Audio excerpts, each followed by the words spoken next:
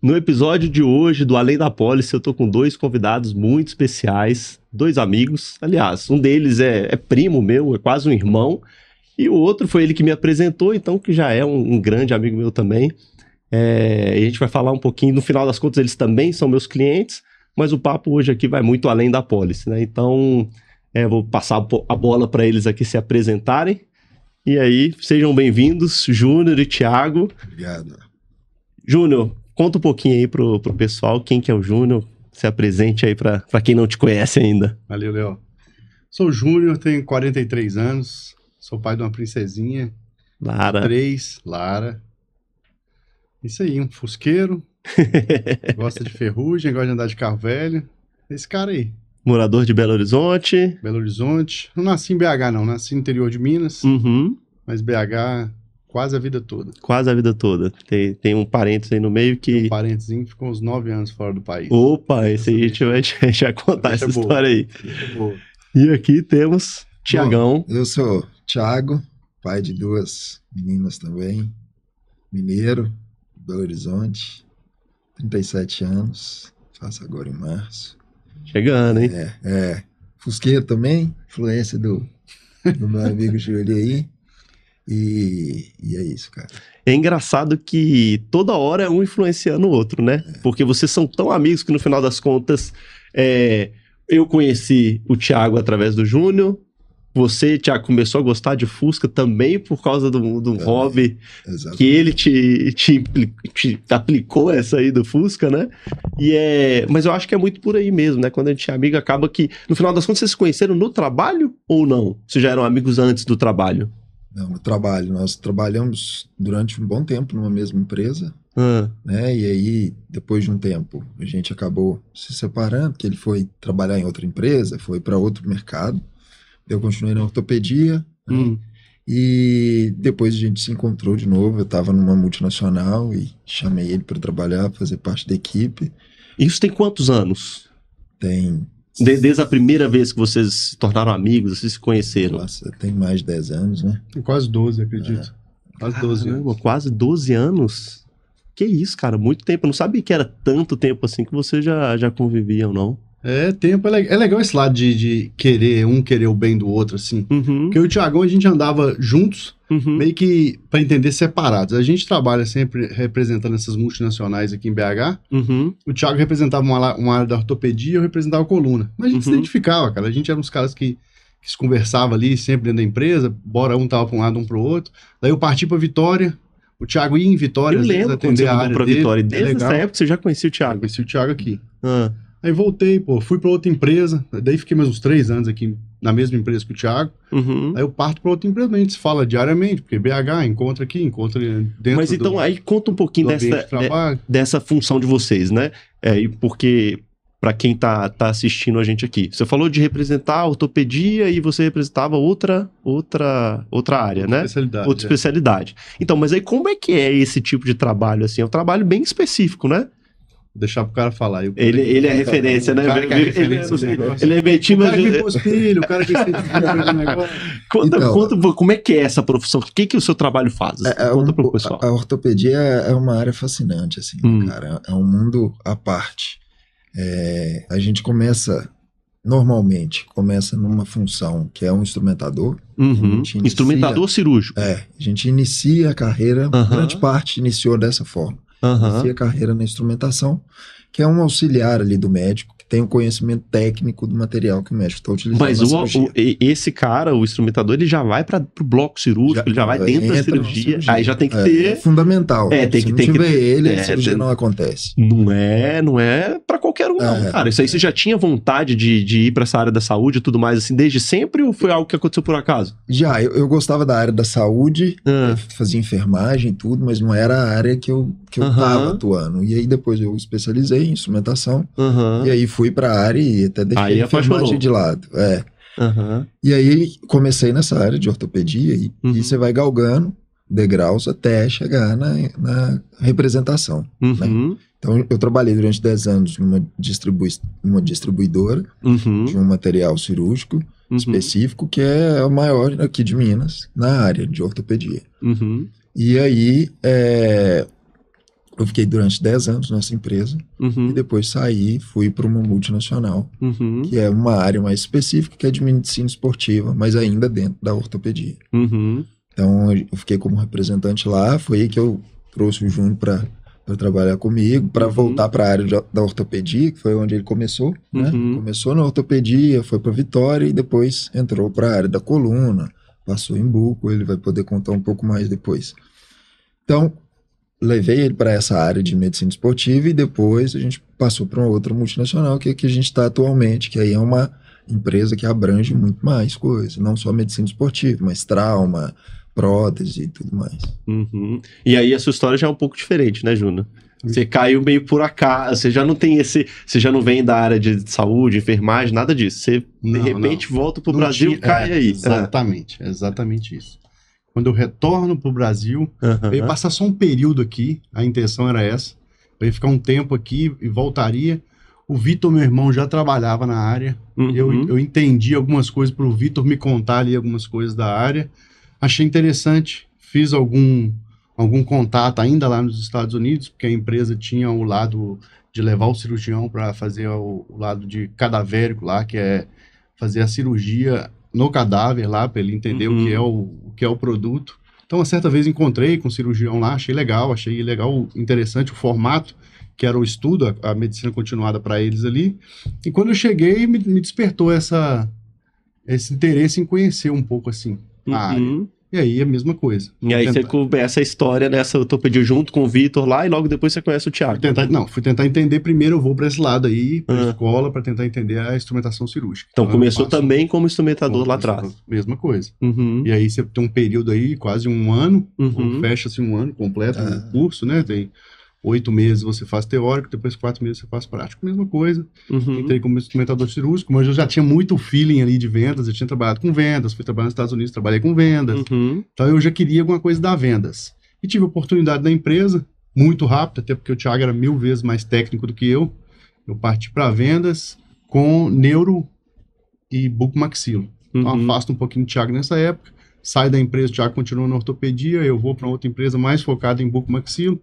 Fico mais um período para depois me encaixar e voltar à ortopedia com o Thiago de novo. E essa empresa que vocês trabalham hoje, esse ramo que vocês trabalham, ele é muito voltado para o... Como é que eu posso definir? É uma medicina, como você falou? Medicina continuada? É isso? A medicina continuada é o que o cirurgião vai fazer para fazer um detalhamento ali, para fazer um curso ou...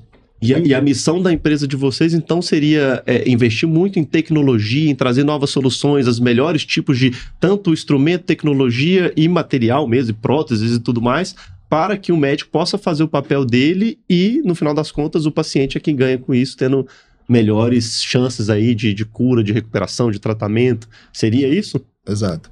A ortopedia hoje evoluiu muito, né? Comparado, por exemplo, quando eu iniciei nessa distribuidora. Então, a gente já tem hoje cirurgias que são feitas por robô, né? Para uma prótese, por exemplo, a gente já tem cirurgias robóticas.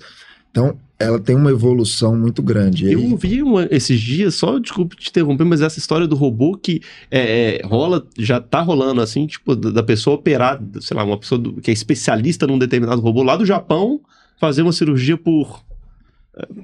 Ainda não chegou nesse ponto, pelo menos na ortopedia, não. O cirurgião tem que estar presente na sala. Ortopedia, mas outras especializações, sim. Pode ser que sim. Pode ser que sim. Olha que loucura, cara. Se pensar isso uns anos atrás, era completamente... Mas assim, abrange muita coisa, né? A empresa que a gente trabalha basicamente cobre qualquer tipo de cirurgia de ortopedia. E a gente tem N tipos, né? Tanto cirurgias de urgência, emergência, quanto cirurgias eletivas. E faz com que melhora consideravelmente a vida do paciente, né? Porque o paciente está tendo uma dor crônica ali no joelho há muitos anos, e você colocar uma prótese e ele voltar a conseguir fazer as atividades normais dele, é uma coisa fenomenal. E isso aí, até assim, pensando um pouco aí, conhecendo um pouquinho mais do trabalho de vocês, até conectam um pouco do meu trabalho também, porque da mesma forma que a missão de vocês é trazer os melhores recursos, as melhores tecnologias e materiais e tudo mais, para que o médico possa fazer a parte dele ali e trazer uma cura, uma melhora, um tratamento mais adequado para o paciente, o seguro ele acaba entrando dessa mesma forma, porque no final das contas ele é o quê? É uma injeção de recurso, né? E a partir da hora que a pessoa tem recurso, ela consegue acessar esses melhores tratamentos, esses melhores materiais, enfim, e aí ela vai ganhar tempo, ela vai ganhar know-how, ela vai ganhar um monte de coisa que não vai evitar com que ela tenha um problema, mas por outro lado, pode ser que ela tenha muito mais chances ali, né, de ter uma recuperação, uma cura completa talvez, enfim. E é uma área que é interessante, né, Léo? Você tocou num ponto importante, assim, que principalmente o brasileiro, eu vejo que não preocupa tanto com isso, né? Uhum. O Júnior talvez tivesse tido muito menos problema no falecimento do pai dele, que foi um falecimento abrupto, assim, e talvez ele tivesse tido uma chance muito melhor, uma condição muito melhor, que ele poderia dar para ele, para a mãe dele, para os irmãos dele, na época, e não precisasse passar por tudo que ele passou, igual teve que ir para os Estados Unidos, né? Que eu acho que é uma história legal. Então, né? essa história é boa, cara. Então, assim, conta um pouquinho aí de como você foi parar nos Estados Unidos, o que isso tem a ver com essa ausência do seu pai precoce, abrupta, e, enfim, volta aí uns anos atrás e conta um pouquinho de como que foi isso. É legal voltar nesse assunto sempre, que sempre quando eu toco nesse assunto, me traz um pouquinho meu seguro, sabe? Meu seguro, eu lembro dele na hora, até porque pela Lara, né? Que mais toca é isso. Eu tava com 19 anos, meu pai com 56 anos, meu pai teve um infarto agudo no miocárdio. Tipo, o coração, pum, fez a força total, e meu pai não conseguiu. A época a medicina até não tinha essa evolução toda, olha só pra você ver, naquela época era a coisa mais difícil em Belo Horizonte fazer um cateterismo. Coisa que se faz, acho que deve ser quase todos os hospitais de Belo Horizonte hoje devem fazer um cateterismo, que é só, o cara vai passar um catéter ali e vai até onde está obstruindo, alguma coisa desse tipo assim. Na época não tinha com meu pai, teria que fazer uma cirurgia aberta, ele não conseguiu ter tempo hábil para segurar até lá. Então pega aí, eu tava com 19 anos. E era o filho mais velho? Era o filho mais velho dele, da segunda família, sim. Os outros filhos, meu pai teve mais 3 filhos, mas era da primeira família, já eram adultos. Não morava mais que você, nem não, já seguia a sua vida. Então, assim, me deparei com aquela nova rotina ali, de meio que um provedor ali daquela família que ficou ali, cara, e as contas não fechavam, a verdade era essa. As contas não fechavam, não me recordo ao certo, não deve ter gerado aí um prazo de 1 ano, acho que foi menos que isso, e aí eu bato a cabeça em todos os cantos para tentar me virar quanto a isso aí, não consigo. Vejo uma luz lá no fim do túnel, era assim que eu enxergava.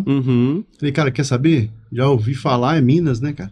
Quem não ouviu falar isso em Minas Gerais, que alguém migrou para os Estados Unidos? Que a gente tem muita família lá, né? De muitos e muitos anos. Tem pessoas que migrou de 80, acredito. Década de 80 já tem gente que migrou para os Estados Unidos.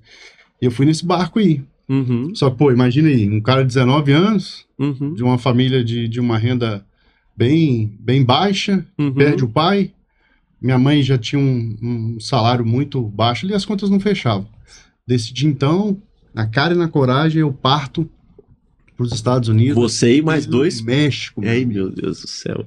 Essa história eu sempre pergunto para ele, falo assim, cara, mas você tentou o visto? Como é que você vai pelo México sem tentar? Mas esses dias ele me contou e, tipo assim, no final das contas, faz sentido mesmo, né? Porque tinham 2 primos nossos que estavam indo nessa mesma oportunidade, exatamente. E você nem pensou, no final das contas, assim, cara, é a oportunidade que você viu, agarrou e meio foi. Que não dava pra pensar, cara, meio que imagina um cara de 19 anos, órfão, com um emprego que não tava bancando a família, quais as características pra ele tirar um visto naquele momento, entendeu?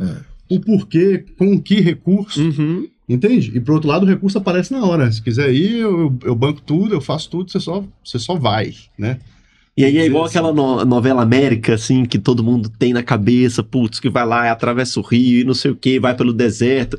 Conta um pouquinho aí, como é que foi essa trajetória de Tem um lado, assim, é muito difícil falar isso, porque você não sabe o que cada um passou, né? Tem N formas. N caminhos, né? N formas de atravessar, N formas de fazer. É óbvio, eu tinha uma certa segurança, porque tinha um cara por trás ali, bancando aquilo ali, né? Então meio que ele tem a equipe dele. Sem dúvida nenhuma, eu devo ter passado aí um dos melhores caminhos, para dizer assim, do que eu vejo, por exemplo, na América passou, de que outras pessoas já me contaram. Eu não tive nada que eu possa fazer de agressão, que eu possa dizer que corri risco de vida, não que eu tenha visto, né? Talvez por trás você não percebe o que aconteceu. Mas tive isso aí, cara. Passei por deserto, tive que atravessar rio aí pela noite, numa friagem absurda, até atravessar e chegar no sonho lá, né? E aí, quando chega no sonho, aí que tá começando o trabalho, né? Aí tá só começando, né? Exatamente. A vida do imigrante não é nada fácil, né? Pelo contrário, é muito árdua para você conseguir alcançar uma nova cultura, uma nova língua para se aprender, trabalhos que você não exercia no país, tinha nada a ver. Eu trabalhava na área de telecomunicações, absolutamente nada a ver com o que eu fui partir a fazer lá. Mas assim, cara, eu tenho muito orgulho, além de tudo, de ter conseguido fazer isso aí. Porque com isso eu consegui apoiar minha mãe no que ela precisava, com isso eu consegui dar uma casa melhor para ela quando eu precisei alcançar com grana em algumas coisas ali, e a vida fluiu muito. Mas assim, essa trajetória sua, cara, apesar de todos os desafios, de todos isso, que você é um baita de um vencedor. Sim, porque poucas pessoas que conseguem, né, fazer essa trajetória toda e ficar lá tanto esse tempo, e no final das contas você voltou porque você quis, por uma questão de arranjo de casamento, sei lá o quê, parará, documento. Exatamente. Questões burocráticas no final das contas, né? A lei vai mudando de tempos em tempos, a lei americana nem exige tanto assim, mas para a época, então, passa-se ali 5 anos, eu conheço uma menina, a gente tem um relacionamento longo ali, 4 anos e meio, 5 anos, e a gente decide se casar. E era um dos únicos formatos que eu tinha para me legalizar. Mas com tudo isso, eu tinha que sair do país para que eu estivesse ok dentro da lei da imigração para iniciar o processo da liberação do meu green card, que seria o cartão para morar nos Estados Unidos, né? Só que nesse período aí, nesse período curto aí de transição no país, a gente se desentendeu. Não seguimos ali com o casamento, é óbvio, não seguia com a documentação. Então eu sigo minha vida, falei, então eu vou continuar, e começa tudo do zero, né? Deveria começar aqui do zero e começa nessa história que contei atrás aí da instrumentação cirúrgica. Aí você, depois dessa volta aos Estados Unidos, e nos Estados Unidos você fez diversos tipos de profissões também. Vários trabalhos. No final das contas, você chegou até a abrir empresa lá, você tinha uma carteira de clientes, você chegou a... Trabalhei o maior tempo dos Estados Unidos, eu trabalhei com piscina. Era limpeza e manutenção de piscina. Então, assim, já na reta final ali, tinha um lado dos Estados Unidos que me permitia ter ali como se fosse um CNPJ. Eu tive esse CNPJ e tinha uma pequena carteira de clientes ali, e o resto era um subcontrato que eu tinha de uma empresa para continuar fazer essa rota toda de limpeza de piscina. Eu cheguei a visitar você nessa época, um dia eu fiz uma rota com você, você vai lembrar, você lembra, né? Eu fiz aí uma rota de conheci no dia a dia, fui lá enquanto eles estavam lá, e cara, Estados Unidos, assim, eu sempre gostei, sempre que eu tive a oportunidade de ir, é um lugar que eu sou fascinado. E aí, falando um pouquinho de Estados Unidos, com relação ao meu trabalho hoje, né, a empresa que eu represento é americana. E por quê? E assim, não por acaso também, no final das contas, porque o que eles têm lá como inteligência financeira, como planejamento, eles estão muito à frente do que a gente tem aqui no Brasil. Então, no final das contas, o ramo de seguros, por exemplo, lá o percentual da população que tem um seguro, que tem um tipo de proteção como essa que vocês têm, que é essa que eu comercializo, é um percentual gigantesco da população. A gente pode falar que é a maioria da população, enquanto aqui é uma extrema minoria. E aí, assim, tem N motivos, né, de por conta disso, é uma questão cultural, é uma questão de taxas tributárias também. Não sei se vocês sabem, mas por mais que no Brasil a gente é conhecido por ter uma alta taxa tributária em diversos aspectos, no caso sucessório, o Brasil é um dos que ainda tem uma das menores taxas tributárias do mundo para sucessão, de impostos e tudo mais.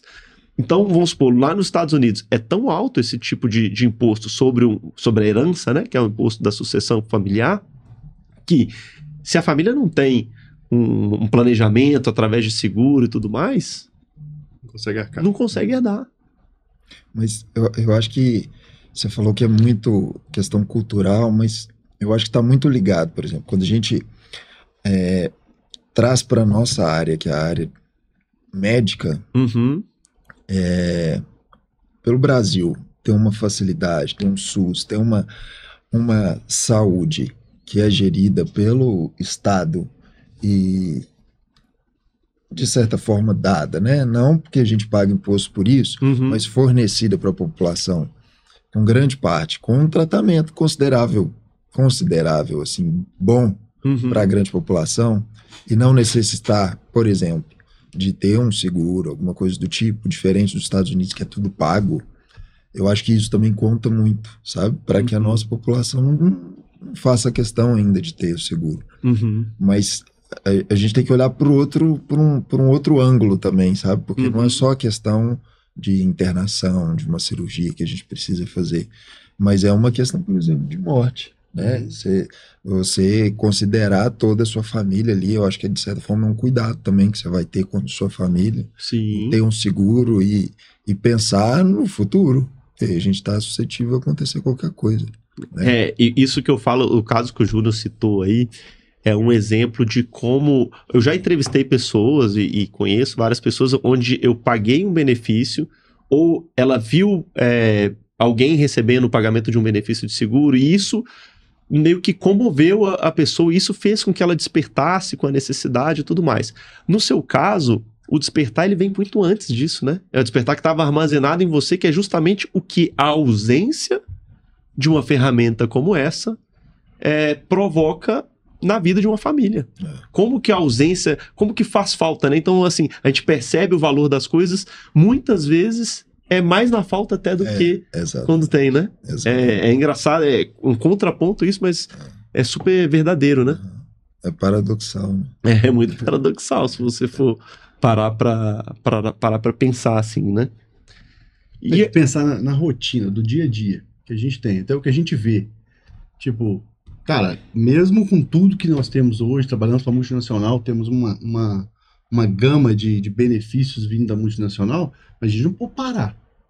Né? Você parar nisso. Eu não posso simplesmente... Eu não posso ter um acidente agora, eu não posso ficar 6 meses, porque não tem como uma empresa arcar com isso, até porque ela tem todo o benefício que ela faz. Por isso, quem vai arcar com isso é a parte do governo.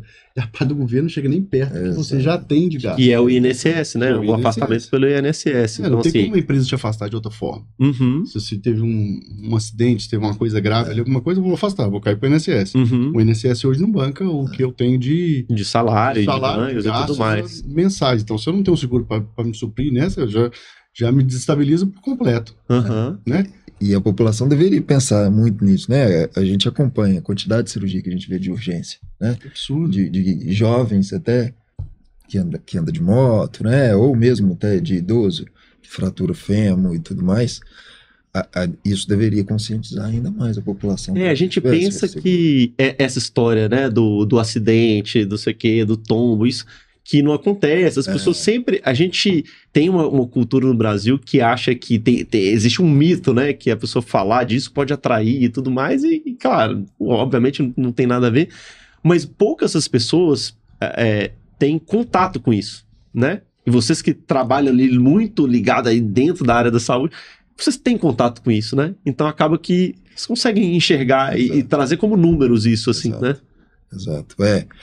Cirurgia de urgência a gente atende diariamente, pelo menos 4, 5 cirurgias, né, diária, e é um volume muito grande, e é o que a gente falou, isso pode praticamente deixar a pessoa de uma condição muito ruim, porque a grande maioria não está preparado para isso. Né? Não só no período ali que tá fazendo, vamos supor, quebrou alguma coisa. Ok, tem o período ali de cicatrizar ou de curar essa fratura. Mas pode ser que você diz que deixe sequelas, né? Que possa deixar a pessoa de algum tipo de invalidez, talvez. Também. E o tempo de reabilitação também, a pessoa vai conseguir ter uma vida financeira saudável nesse tempo. A grande maioria não consegue. Né? Então, o seguro faz total sentido nisso aí, para amparar a pessoa em todos esses problemas, todos esses riscos que podem acontecer também, né? Não só a fratura em si, mas o risco que ela traz também, o risco de uma sequela, o tempo que ela vai ficar inválida ali, dá uma segurança muito grande. E antes, Thiago, do Júnior, porque aí é legal, vou contar um pouquinho também de como que a sua história com o seguro, né? Que não começa comigo, isso que é o mais interessante. E olha pra você ver como que o mundo dá voltas e como que a gente colhe o que a gente planta, né? No final, eu fiz o meu seguro lá em 2016. Um grande amigo meu, o Paulo. E aí, quando a gente fechou o seguro, ele me pediu algumas indicações. E aí, assim, indiquei vários nomes para ele. E, pô, o Júnior, meu irmão, um dos primeiros da lista lá. Beleza. Aí o Paulo foi falar com o Júnior e o Júnior fechou com ele. E olha pra você ver, em 2016, eu trabalhava em outro ramo, outra coisa, nada a ver. Passa 4 anos, eu saio da empresa, entro na Prudential, passou mais um tempo, Paulo sai, eu assumo a carteira dele e hoje o Júnior é meu cliente. Ou seja, algo que eu indiquei para um amigo, no final das contas, hoje ele é meu cliente.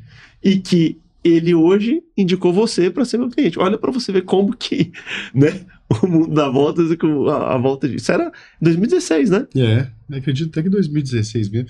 E legal você falar isso. Olha só, 2016 eu nem sonhava com a minha filha. Hoje, quando você fala comigo do seguro, eu sempre penso na Lara e na mãe da Lara ali, o que vai ter para elas.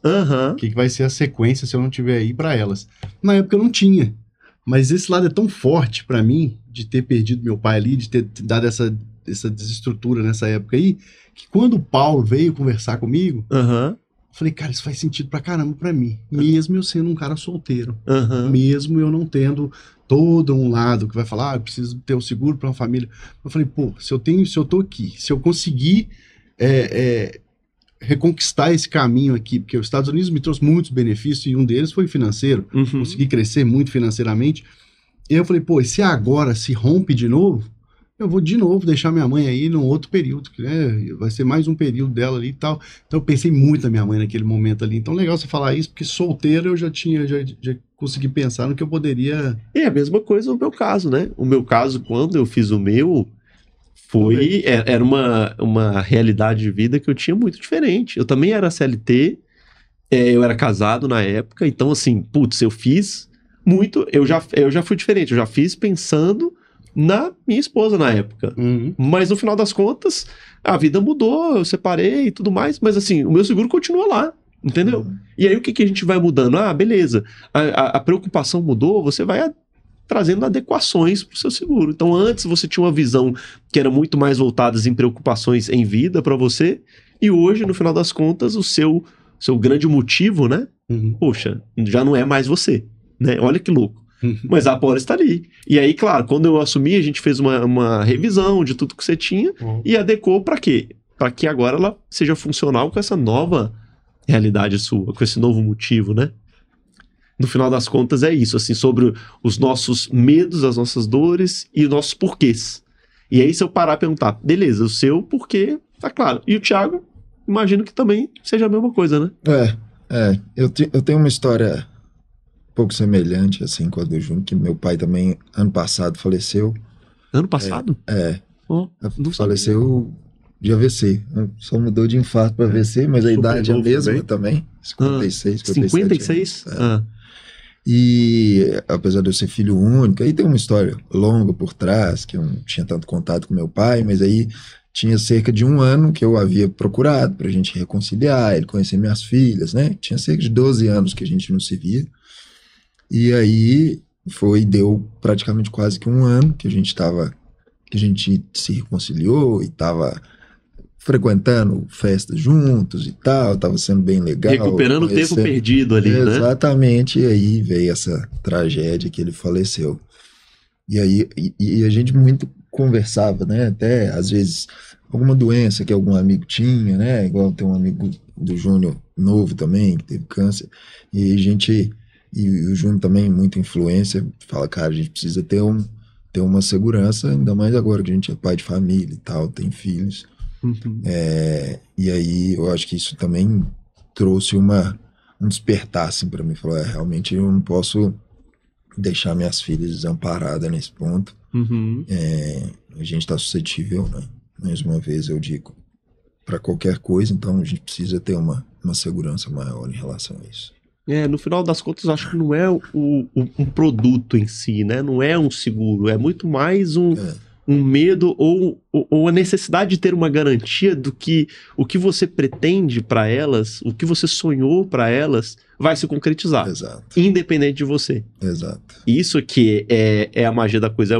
A apólice, por isso que até a gente chama de além da apólice, porque muito mais do que aquele contrato ali, é a garantia de que a educação das suas filhas, né, do que você sonhou para elas, talvez um intercâmbio, enfim, um lar, o lugar que elas moram, tudo vai se cumprir, né, independente da gente estar aqui ou não. Então, isso realmente é muito forte, assim, né, toca muito porque eu falo assim, quem que não é o público do seguro? Eu falo que é o egoísta.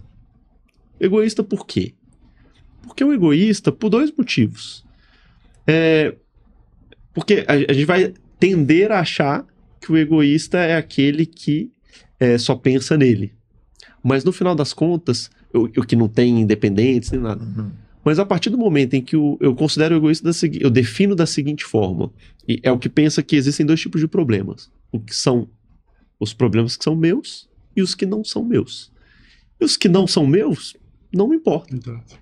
Isso para mim é a definição do... E aí como que isso se aplica na prática? Pensa bem, se você for pensar que uma pessoa que ela ficou em vários... Porque tem gente que fala assim, não, mas se eu morrer não tem problema não sei o quê. Só que a gente não escolhe, velho. Não escolhe que hora que vai morrer, quando vai morrer, se pode, se não pode, se não combina com... Se vai morrer, né? O se, né, não é nenhuma escolha, vai, a questão é quando, né? De invalidez. Eu digo no ponto... Isso, se ele vai, exato, porque se no final das contas ele não morre, ele vai ser dependente de alguém. Exato. E aí? Exato. Aí o cara que não tem o seguro, ele assume que, além de ser um peso no sentido de cuidado, ele vai ser um peso financeiro para alguém. Mas você concorda que é para alguém? Então você concorda que não é para ele? Então o egoísta já pensou, putz, não é, o problema não é meu. O problema é de quem vai arcar com essa bucha aí. Então, assim, esse cara é o cara que não se preocupa. Porque o cara que tem uma mínima consciência ou um respeito, um amor, uma consideração por essas pessoas que ele mais ama, ele não vai querer cogitar a possibilidade de ser esse fardo, entende? Você gostar tanto da pessoa que você não quer que ela tenha um fardo, até mesmo com você, cara. Então, mas assim...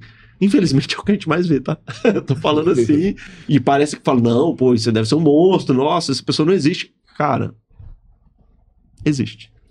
E a gente espera que... E a gente fica sempre achando que, eu não vou morrer agora. Não, quando eu tiver mais velho eu faço. Exato. E as coisas podem acontecer do dia pra noite. Quanto mais velho eu faço, eu falo, tá bom, mas então você comprou um carrão, vai lá, vai tirar do concessionário, mas o seguro do carro você não vai fazer também? Então, beleza, você não vai fazer o seu, mas você vai lá e cancela do carro, tá bom? Porque quem vai dirigir o carro? Quem vai estar no carro se o carro capotar? Quem vai estar no carro se chegar um bandido com a arma na cabeça?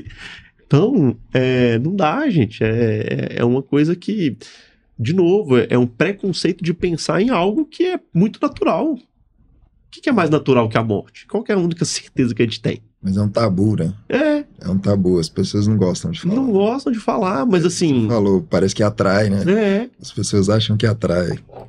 Não compra e acha que... Porque não comprou, não vai vir, né? Poxa, quem dera, né? Se fosse assim... Se fosse assim, tava ótimo. Se fosse assim, eu não conheço... Até agora eu não conheço ninguém que tá blindado, não. Até o Pelé já foi, Silvio Santos, pessoas que eu achava que esses aí não podem morrer, não. Tá blindado. E tá lá, né? O Ayrton Senna, cara, em pleno no auge. E por aí vai. Ou seja, a questão de morte não é pela conta bancária, pela expressão, pelo sucesso da pessoa, não. Simplesmente acontece. Acontece e vai continuar acontecendo. Fica a certeza que a gente tem. Né? Então, assim, e eu fico feliz por estar podendo, de alguma forma, conscientizar. E esse trabalho é o meu trabalho, né? De explicar, de despertar essa necessidade nas pessoas, de entender que ela precisa entender a necessidade dela, fazer esse acompanhamento, porque no final das contas é em prol da família, é em prol do futuro, é em prol de muitas coisas. Então, é um trabalho que eu tenho o maior orgulho de fazer e fico muito feliz de estar diante de pessoas que, poxa, que têm uma consciência tão elevada, né, e que confiam em mim para poder fazer essa parte, né, de levar esse tipo de produção, de oferecer esse tipo de planejamento. Acho que o nosso trabalho puxa muito esse lado também. Acho que é por isso que a gente um pouco cede para esse lado tão fácil assim, porque pra gente, cara, às vezes dentro da família não consegue entender porque o trabalho é puxado, ele tem um lado nosso trabalho, que a gente precisa ficar mais ativo, porque, pô, imagina você, se você é meu cliente, você vai me ligar, porque você já confiou em mim, você confia no meu produto. Sim. Cara, esse horário não tem horário, sabe? E esse lado do cara que atende um trauma, do cara que atende a urgência ali, esse lado do cara é muito humano, bicho, porque o cara também, ele sabe que ele tem um prazo para operar aquele paciente ali. Então, cara, pra gente é muito satisfatório também. Porque às vezes o cara me liga no fim de semana, pô, às vezes quem tá por perto, família, amigos, fala, pô, ele vai parar aqui agora e vai lá. Fala, cara, vou parar agora e vou lá. Eu tô ajudando a salvar a vida. Vai ser satisfatório pra mim, não só o meu lado profissional, que eu tenho toda a sequência a fazer ali, mas, cara, isso preenche muito. O cara, você apresentou o produto, você confia no produto que você vende, o cara do lado de lá confiou, chega um paciente precisando daquele produto que vai salvar a vida dele, porque é muito gratificante, é muito parecido com o seguro, e para mim deve ser, você falou aí, eu consegui viver a cena com você, assim, deve ser maravilhoso você levar, talvez o morte não, para a família, o sentimento, mas o cara ter algum problema ali, que o seguro arcou com aquilo, deve ser muito satisfatório, cara, ter um problema, você tranquilo, fica tranquilo que vai passar, mas a gente vai estar aqui para te ajudar. Porque eu tenho quem tá próximo de mim, eu tenho amigo próximo de mim, eu falo, cara, por que eu não consegui falar com ele nesse momento? Por que em nenhum momento nós conversamos sobre isso? Porque o câncer tá muito elevado no nosso país. Você Mas vê todo que mundo tem algum exemplo, né? Todo mundo conhece algum caso, cara. E algum caso próximo. E é próximo. Cada dia que passa pra mim tá mais próximo. Eu vou falar com um amigo, o cara fala, cara, tô meio que desesperado aqui. Fulano tá com diagnóstico de arritmia. O cara já teve um problema ali que pode vir a ser um problemaço. Né? Então, assim, você vê que as coisas estão muito próximas, assim. O câncer mesmo, eu tenho próximo, é muito cruel, cara. Sabe? Que você vê o cara precisando fazer o tratamento, ele precisa ficar aquele período fazendo. Tá? O cara vai sair bem daquilo ali, o cara vai conseguir fazer aquele processo todo, cara, mas vai passar uma vida muito perrengue. Porque ele encostou no INSS ali, ele precisa tentar fazer do outro lado, por fim ele não tem saúde para tentar buscar o trabalho, ele tem que só esperar passar um momento, é muito covarde você não ter o seguro. É meio que você comprar um bem de fato de 150 ou 200 mil reais e não assegurá-lo. Você lutou tanto para aquilo e vai perder ali ele daquele jeito e igualzinho, você vai prejudicar quem está do lado. Você pode bater num carro de 300. Né? Além de você não ter o seguro para você prejudicou quem está ao lado, que seria o seguro de vida ali. Se você não tem, você prejudicou você e prejudicou quem está do seu lado. Sim. Ela vai ter que cuidar de você o resto da vida. E a pandemia também mostrou muito isso, né? A quantidade de pessoas que perderam entes queridos de uma hora para outra. Uma coisa que não existia. Questão de um ano, né? A quantidade de pessoas que morreram por conta disso, sem estar esperando e com certeza trouxeram grandes traumas. Talvez semelhante ao seu. Vocês ficaram um tempo sem trabalhar durante a pandemia? Ou em alguma forma vocês conseguiam atuar? Ou entraram por parte de vacina ou não? Ou porque não operava? Como que funcionou o trabalho de vocês durante a pandemia? Eu não tinha cirurgia, né? Zero cirurgia. Zero. Cirurgias eletivas, principalmente. Urgência não tem como, né? Mas as eletivas zeraram, e tanto que eles usavam o bloco cirúrgico como uma área de CTI, de UTI. E a gente acabou ficando home office também. Tinha prioridade para vacinação, né? Porque era a área primeira que voltava, quando a pandemia voltasse, mas eu fiquei um bom tempo, fiquei cerca de uns 8 meses ou mais em home office. Sem ter o trabalho. Até que nesse período eu peguei um curto período que eu fui trabalhar numa multinacional também cardíaca, lembra? E aí o cardíaco ainda tinha algumas cirurgias, mas isso aí, eu não poderia estar lá, a gente só tentava tratar de home office. Foi um período terrível para as indústrias, que imagina você ter todo o material aqui sem saber se ele tem uma data de validade, né? Sem saber se ele vai vencer, quando vai fazer, porque o paciente está ali que precisa fazer uma prótese, por exemplo. Se ele já se arrastou ali por 10, 15, até 20 anos sem fazer a prótese, ele vai se arrastar por mais um tempo, porque ele não ia no bloco cirúrgico com a pandemia acontecendo. Então, para a indústria foi terrível. Foi terrível. E provavelmente, que bom que a gente estava para a indústria grande e americana, que ela deveria ter seguro, ela deveria ter as coisas que ela conseguiu se manter. E aí a pandemia, eu acho que um outro ganho foi que as pessoas começaram a olhar para a saúde também de uma outra forma, né? Exato. Até mesmo de se cuidar, de fazer um esporte, de treinar. Você, por exemplo, Thiago, eu sei que você é praticamente um atleta, né? Quem dera. Você já era antes da pandemia ou não? Eu já. Já? Eu sempre gostei, né? Sempre gostei muito de esporte. Futebol não é meu forte, mas aí eu parti para a área da luta. Então, sou praticante de jiu-jitsu e pratico crossfit também, inclusive tô tentando tá tentando levar aí? Levar o Júnior, mas tá difícil, né? Mas e aí o esporte na minha vida eu não consigo viver sem não, cara. O esporte é fundamental para minha vida, assim. O esporte eu também sempre falo, eu não tenho...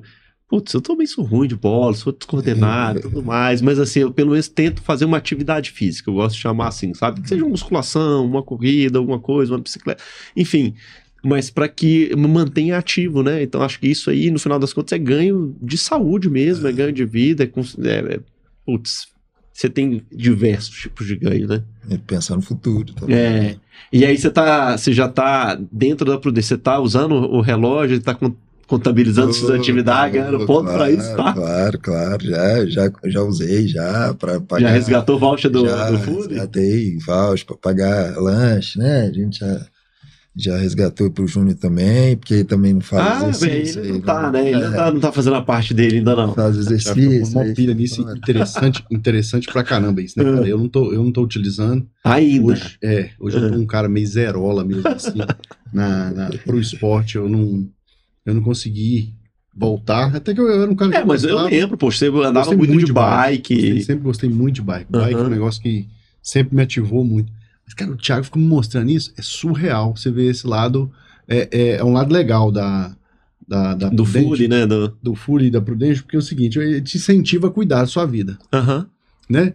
Pô, cara, tanto benefício que o negócio traz, o Thiago começou a me mostrar os benefícios assim. Bicho, não sei somar ao certo, não, mas se o cara fizer a sequência toda ali, o cara fica 2, 3 meses ali, ele recupera o que ele pagou. Se é que ele quer recuperar, assim, a mensalidade dele ali. Por aí, a conta é mais ou menos por aí.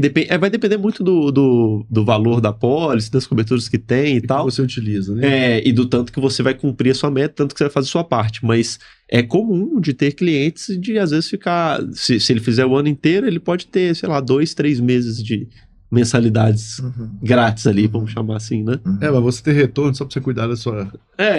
imagina. Isso aí você não precisava ter retorno nenhum, mas é uma sacada inteligente, né? Porque o seguro, ele é um contrato de boa fé e ele é um interesse mútuo. Ou seja, o que a seguradora quer é que você tenha saúde, que você viva muito. Exatamente. Coincidentemente, é a mesma intenção sua, né? Então é pra ser. Então, por isso mesmo que, ou seja, são objetivos comuns que coincidem e no final das contas ela vai te premiar por conta disso. Exato. Pô, achei uma sacada que eu não só recomendo, mas assim, eu faço, né? Antes de falar pra você fazer, eu tô lá toda semana, eu bato minha meta lá, enfim, eu também faço a minha parte aí. Excelente. Agora, de esporte, vocês são muito parceiros, vocês são muito... combinam em tudo, não só no trabalho, mas fora do trabalho também, são amigos, enfim, estão sempre com as famílias juntos aí também. Nesse final de semana a gente estava no aniversário da filhinha do Júlio, e aí o Thiago estava lá também. Mas com relação ao esporte tem uma diferença grande aí, não tem? Eu torço pro maior de Minas. Um só torce. Ele torce pro segundo. Aqui é torcedor, aqui já é doença. Entendi. Virou religião isso aí já. E aí você transmite isso também pra sua filha, né? Minha filha mais velha, principalmente, que isso. O aluno superou o mestre. Muito. Quem sou eu? Sem dúvida, o aluno superou o mestre. Muito mais atleticano do que... Então, estamos aqui, ó, fazendo um bate-bola aqui rápido com vocês. Um esporte... Jiu-jitsu. Seu? Bike. Um time... Galo. Cruzeiro. E, vamos lá, vocês são mais do filme, livro ou seriado? Série? Você? Cara, eu acho que sou mais livro. Livro? É. Olha, cara, hoje em dia é raro isso. Eu curto a leitura também, eu acho que é um hábito que a gente vem perdendo, mas que, poxa, é muito valioso. E aí, uma série que você gosta, assim, que você recomenda, que te marcou? Nossa, tiveram muitas, hein? Mas eu acho que Narcos é uma série bem legal. Pô, Narcos é legal. Eu fui na Colômbia, eu tive em Medellín, cara. Você parece que você tá você vê os cenários assim, é legal pra caramba. Ela foi uma série muito bem feita, né? Muito, muito. Achei muito top. Isso aí. Eu vi uma parte de Narcos também. Eu não sou esse melhor, o Thiago fala comigo. Não, mas aí... começa uma série, eu não vou... Mas, por exemplo, por um momento, cara, eu tô muito voltado, eu tô vivendo muito esse momento de ser pai, entendeu? Esse lado da Larinha, ela me despertou pra caramba. Eu era um cara meio durão com isso aí, eu não sei porque pelo meu processo que eu passei ali. Aí eu cheguei a um tempo a pensar que eu não seria pai, entendeu? Não, acho que não vou ser pai, não. Acho que tá ok aqui, tá legal. Tenho meus sobrinhos. Tá faltando eu tenho vários sobrinhos na família. Tá legal. Mas, bicho, quando a Lara veio, deu um despertar, entendeu? E agora, por último aí, eu comecei a ler. E ele tá quase finalizando. Eu tô lendo Pai de Menina, do Marcos Mion. Do Marcos Mion? É bravo esse livro. É mesmo? É. Olha, fica a dica aí, cara. Fica a dica, ele é bravo. Olha, o Max Mion, ele fala de muitas coisas legais, assim, mas esse aí era um dos assuntos, um dos talentos que eu não conhecia dele. Pai de Menino, o nome do livro? Legal. Aprendeu muita coisa? Já tá colocando em prática ou não? Ou preparando pro futuro? Já tava pro futuro. Interessante. E uma viagem, um lugar, assim, que vocês foram, que você se recorda e que você fala, putz, esse lugar ele me traz muita memória boa, gostaria de voltar, enfim... Qual que é o seu, Thiago? Pô, eu acho que Chicago, acho que é uma... Não só a minha, assim. Chicago, eu acho que é uma cidade que eu gostei muito, mas eu queria ter a oportunidade de voltar com a família, assim. Você foi a trabalho a Chicago? Fui a trabalho, já fiquei uma semana, assim, também, meio que de férias, mas eu tenho vontade de voltar com a família. Eu acho que é uma cidade espetacular. Mas em que aspecto, assim? Você achou que tinha muita coisa para fazer? Uma cidade bonita esteticamente? Uma cidade muito bonita, apesar de ser uma cidade muito... uma selva de pedra, assim, mas uma cidade com uma arquitetura muito legal. Tem muito lugar legal para conhecer. Eu gostei. É uma cidade pouco falada, assim, se você for ver um ranking de cidades turísticas para ir... Poucas vezes ela vai ser mencionada entre os primeiros lugares, mas todo mundo que eu conheço que foi a Chicago... volta elogiando pra caramba, falando que é um lugar incrível e tudo mais. Então, assim, uma dica legal aí, um lugar... Eu não conheço, por exemplo, e tenho vontade já de... Tem uma gastronomia legal também, bem legal. E você? Eu sou suspeito pra falar, né? Imagina, pô. Vai falar Caraíba, não, né? Não. Pode ser no Brasil, pode ser fora, pode ser... Caraíba não fica longe, não. Caraíba é um lugar bom. É bom, né? Mas, cara, eu sou alucinado com a Flórida. Né? Eu alucinei com a Flórida, assim. Pô, imagina, eu cheguei na Flórida com 20 para 21 anos. Flórida é legal também. A Flórida, ela me forneceu muita coisa, assim. Eu conheci pessoas que vai ficar para sempre. É amizade até hoje. Muito parecido com o Brasil também. Muito parecido, mas tem muita coisa da Flórida que sempre me traz boas lembranças, assim. É isso também. Eu sinto vontade de voltar à Flórida com a família agora. Porque muita minha filha conhece parte do lugar é a geografia, a coisa, o clima, a gastronomia, um monte de coisa. Mas parte também são as memórias que a gente tem ali, né? O lado afetivo que a gente tem com aquele lugar. Eu, por exemplo, tenho isso aí muito com Buenos Aires. Inclusive, assim, e foi legal que eu te visitei na Flórida e você me visitou lá em Buenos Aires, lembra? Foi muito legal também, foi bom te receber lá. E legal, quando eu cheguei, o Léo tava trabalhando por um período em Buenos Aires. Em Buenos Aires. Cara, eu não conheço, que oportunidade de conhecer. É incrível também Buenos Aires. Buenos Aires, cara, eu sou suspeito pra falar de lá. Esse cara me fez conhecer fora da rota ali, sabe? Fora do turismo, só do turístico ali, não. Eu conheci muita coisa, assim, de Buenos Aires. Foi legal pra caramba, Buenos Aires. Buenos Aires, poxa, imagina, é uma cidade que...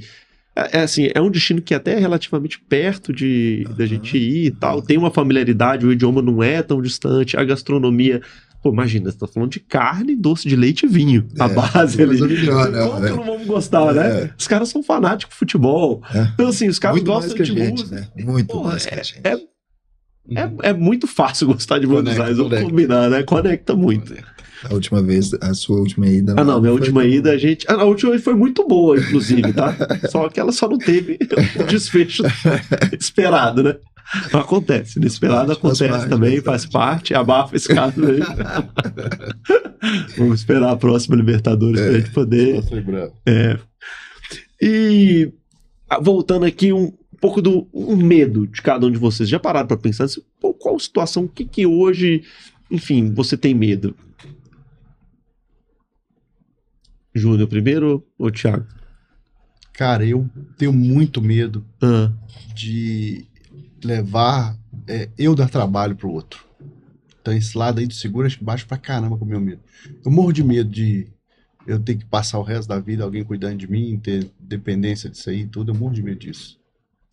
Eu não tenho medo de morrer, mas tenho medo de alguém ter que ficar tratando uma cadeira de roda, um acamado ali. Sempre me passou isso pela cabeça. Mas em algum momento você passou um susto, assim, em algum momento, por algum segundo, você chegou a se ver numa situação dessa, enfim? Não, eu não, mas meu pai, quando ele entrou pro bloco cirúrgico para fazer cirurgia, eu tive como conversar um pouquinho com o cirurgião, falou assim, ó, se der tudo certo, ele vai ter uma sequela muito grande. Isso acho que ficou um pouco em mim, eu tenho certeza que o tanto que eu conheci ele ia ficar péssimo, e talvez seria ali uma sequência ali, um lado do corpo não funcionaria ali. Então, acho que isso aí pega um pouco assim pra mim. Eu não agrado em pensar que eu posso levar tanto trabalho assim pro outro, não. E você, Thiagão? Cara, eu acho que deixar minha família desamparada, acho que falecer nesse momento agora, e deixar minha família desamparada, eu acho que é o maior medo, assim. Porque acaba que a gente é arrimo de família, né, cara? A gente, principalmente financeiramente, então deixar minha família aí estruturada, eu acho que isso aí pesa bastante. E você, diferente, o Júnior falou que não teve, foi mais aquela situação do pai dele que levou ele a pensar em algum momento sobre isso e tal. Mas você é daquele tipo que já passou um susto, assim, você pergunta os convidados, às vezes o cara fala assim, putz, cara, eu tava no avião, teve uma turbulência, eu falei, meu Deus do céu, agora. O outro tava nadando, pulou no mar do jet ski lá e foi nadar até a beira da praia e quase afogou. Então assim, teve algum aperto que você já passou alguma vez ou nada? Não, tive não. Graças a Deus, né? Não. Tomara que... Nem passe, né? Gente, estamos chegando ao fim aqui do nosso episódio. Foi muito legal poder bater esse papo com vocês, assim. E é legal porque é o que eu falo de ser além da apólice, né? Porque, por um acaso, tem uma apólice aqui que nos conecta, né? Tem uma apólice sul, mas no final das contas, o papo aqui é muito além disso. A gente, tava nessa semana aí, a gente saiu pra assistir jogo junto e tudo mais, a gente tava no aniversário no final de semana, enfim, no final das contas, a gente é muito mais amigo do que uma relação do que de cliente com fornecedor, qualquer coisa dessa natureza. Então, por isso que o papo também ele flui legal, fica fácil. Então, pra mim foi muito legal receber vocês aqui. E pra finalizar aqui, eu queria falar com cada um de vocês, assim, qual que é alguma reflexão que vocês, alguma coisa que inspira vocês, alguma coisa que vocês gostem, que vocês, enfim, se sintam identificados. Pode ser uma mensagem de um livro, um filme, algum trecho de uma coisa espiritual, enfim, uma mensagem que vocês gostariam de deixar, assim, uma mensagem que vocês acham legal, que vocês gostariam de compartilhar. Quem é o primeiro aí? Eu posso falar, cara. Acho que pode ser até um clichê assim, pode ser, mas acho que é isso aí. Contando isso aqui, esses momentos todos aqui, eu tive vários altos e baixos na vida. E sempre quando eu vejo que o bem sempre vai vencer o mal, essa frase soa muito bem pra mim. Por mais que esteja uma fase ruim, o bem sempre vai vencer. Então, assim, esperar aquele momento que aquilo tudo vai girar e o bem vai sobressair. Então, isso sempre me inspirou muito, isso sempre faz com que eu acorde, levante e vou querer ganhar a vida todos os dias. Esse lado aí. Boa. E nem é clichê não, cara. Tipo assim, no final das contas nem pela frase, mas pela mensagem que traz por trás disso. Né? Então, assim...